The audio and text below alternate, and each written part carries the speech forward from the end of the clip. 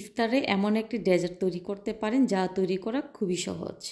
চুলে একটি প্যান বসিয়ে দিয়েছি, প্যানটা যখন গরম হয়ে এসেছে ওই পর্যায়ে এখানে অ্যাড করেছি 1 টেবিল চামচ ঘি। আর ঘিটা দিয়ে দেওয়ার পর এখানে দিয়েছি 1/3 কাপ সেমাই। আর সেমাইটা নাড়াচাড়া করে 3 থেকে 4 মিনিটের জন্য ভাজতে হবে। তো এরকম যখন সুন্দর কালার চলে আসবে ওই পর্যায়ে এখানে অ্যাড করছি স্বাদ মতো চিনি। চিনিটা দিয়ে আবারও নাড়াচাড়া করে সেমাইয়ের সাথে মিশিয়ে নিচ্ছি। তারপর এখানে অ্যাড করছি লম্বা করে কাটা নারকেল কোড়ানো। আর নারকেল কোড়ানোটা দিয়ে আবারও নাড়াচাড়া করে ভেজে নিতে হবে। এমনভাবে ভেজে নিতে হবে যেন নারকেলটা অর্ধেকটা সিদ্ধ হয়ে যায় এই ভাজার মধ্যে।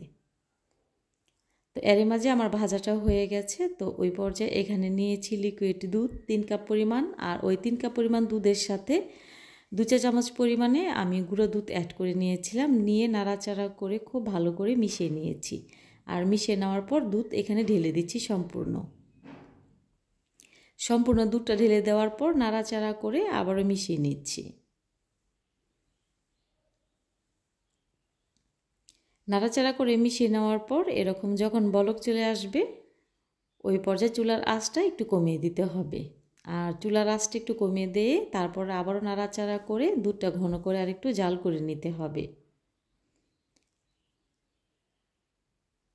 একটা পর্যায়ে যখন এরকম দেখা যাবে যে সেমাইটা সিদ্ধ হয়ে গেছে ওই পর্যায়ে আমি চুলার আঁচটা অফ করে দিব।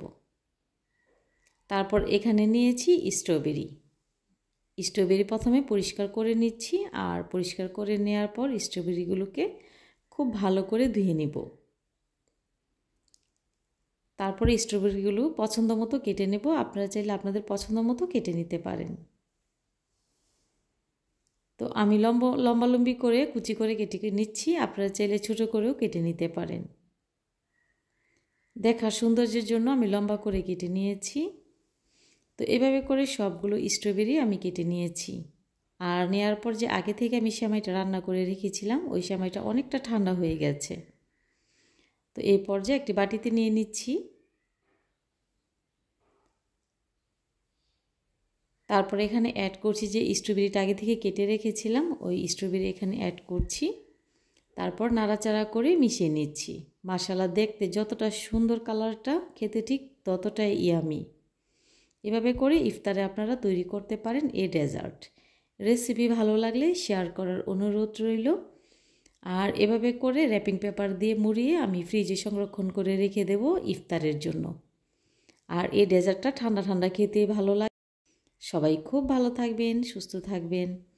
আর এরকম ডেজার্ট তৈরি করে পরিবার পরিজনদেরকে খাওয়াবেন ইফতারে। আর এই ডেজার্টটা যে কেউ পছন্দ করবে খেতে।